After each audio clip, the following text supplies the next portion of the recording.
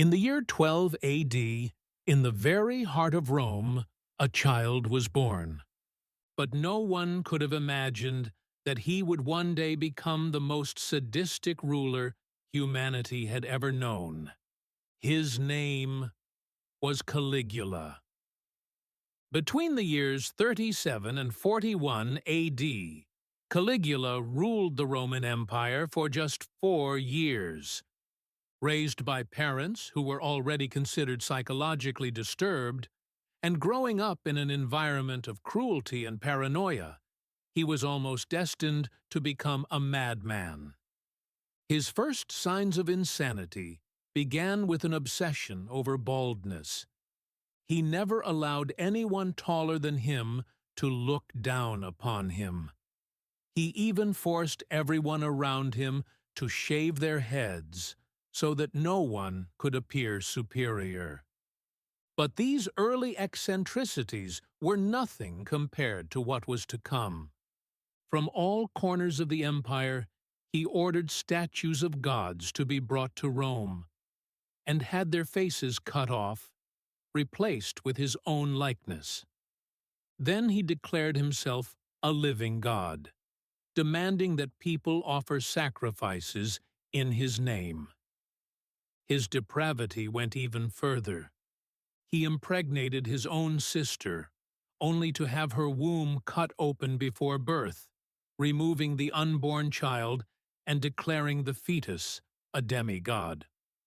When that same sister, Drusilla, later died, Caligula ordered the entire Roman population into mourning. During that period, it was forbidden to laugh, to bathe, to speak in public, or even to share a family meal. Despite his monstrous acts, Caligula gave himself titles that sounded almost noble. Father of the nation, the greatest ruler, the most faithful man. Of course, he gave himself all these names. No one else dared. At that time, Roman emperors were among the most powerful and wealthy people in the world. But that power intoxicated men like Caligula, allowing their weak and twisted characters to reveal themselves in unimaginable ways. If you ever made eye contact with him, it could mean your death sentence. And not a quick death, but one of unimaginable horror. He had custom torture devices designed by his engineers, instruments that could pull out nearly every bone in a person's body while they were still alive. And he loved watching it happen, especially during dinner, sometimes even tasting the victim's flesh. Because of his reckless spending, the empire's treasury soon ran dry. To refill it, he came up with a simple solution. He murdered the wealthy and confiscated their property. When that wasn't enough, he opened a public brothel, forcing the wives and daughters of senators and noblemen to work there. During its grand opening, Caligula proudly addressed the crowd. "People of Rome, behold what gifts your God has brought you, the families of your senators, for you to enjoy, for a small price." Caligula despised the Senate and trusted no senator. His only true companion was his horse, whom he loved so much that he built it a marble stable and a palace, and even planned to make it a senator. Roman historians wrote that he sometimes even slept beside the horse. He would force senators to run beside his chariot for hours, or strip them naked, dress them in women's clothing, and make them dance for his amusement, especially the fat ones, whom he found hilarious. Sometimes he killed senators for no reason at all, then continued to invite their corpses to meetings, spreading the rumor that they had committed suicide. Caligula also loved watching gladiator fights, but not with trained fighters. He preferred to see the sick, the elderly, and the disabled forced to fight to the death. Sometimes he gathered dozens of dwarfs to stage grotesque dwarf battles.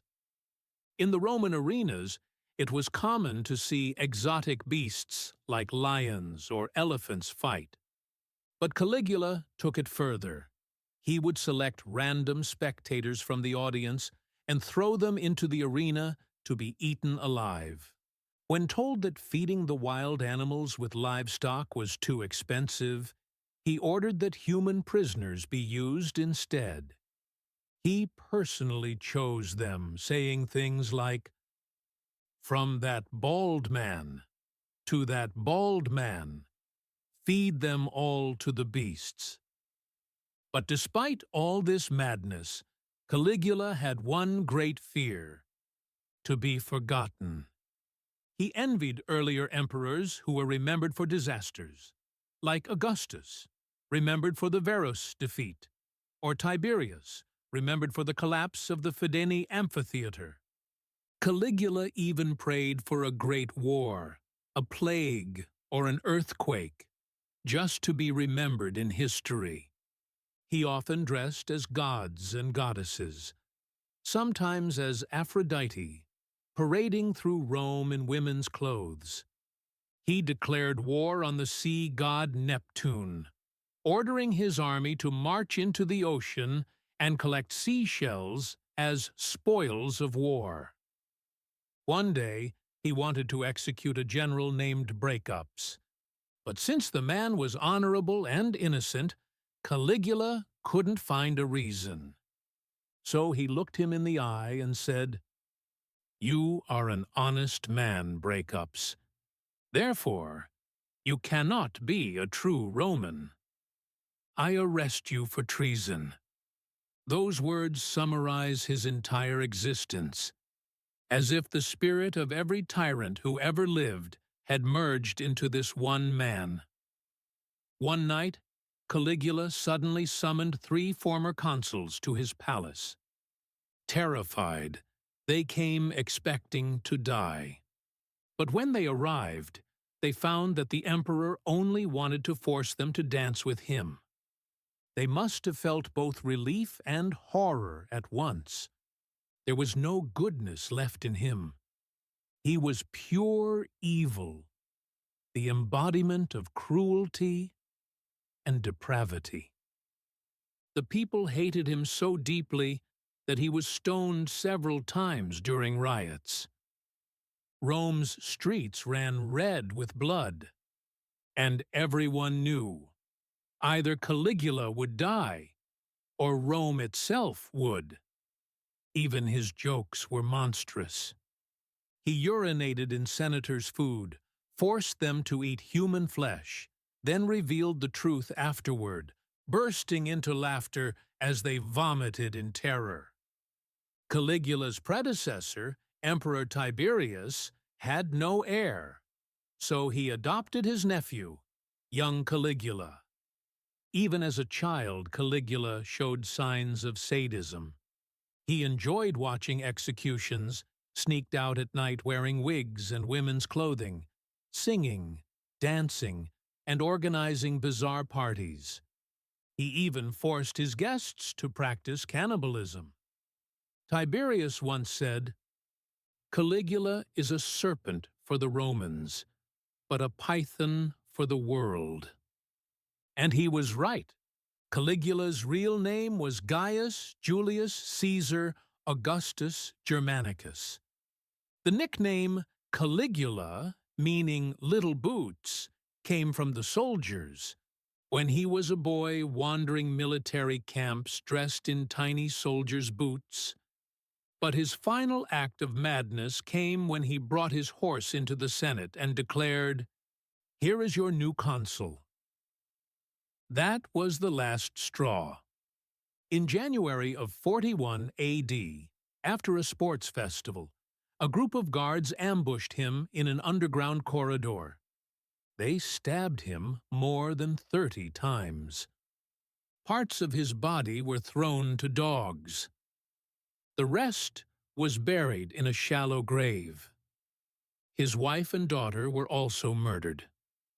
After his death, the Senate tried to erase him from Roman history, destroying his statues and restoring the Republic. Though it would not last long. Thousands of books have since been written about Caligula. Many horror movie villains were inspired by him. The most famous film, Caligula, directed by Tinto Brass, portrays just a fraction of his depravity. Historians believe he suffered from epilepsy, schizophrenia, and other severe mental illnesses. The image you see on screen is a reconstructed portrait of Caligula's real face, based on surviving statues. You might notice his hair appears thick, but that's because terrified artists of his time dared not depict his baldness. And make no mistake, even this story shows only a fraction of his insanity, only a glimpse of the monster called Caligula. If you'd like to hear more stories from history's darkest corners, subscribe and turn on notifications. Thanks for watching.